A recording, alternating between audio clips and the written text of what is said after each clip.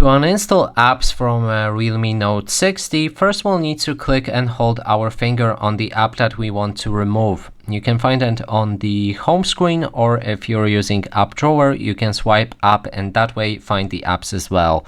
Now when you hold your finger onto the app, there's a new panel and you can click on Uninstall. When you do that, you can confirm Uninstall to remove the app from your device. Now the second option to do it is inside of the settings. Now we just need to find the storage and then select apps. Now you can find all of the apps that are installed on your phone as well. And let me find one that I can actually remove. In this case, let's go with Netflix. We can click on it and then there's an option to clear a storage or clear a cache for the app, but the cache or either storage won't fully remove the app from your device. It will only clear a file size for that app, but the app will remain on the phone with not a full storage occupation.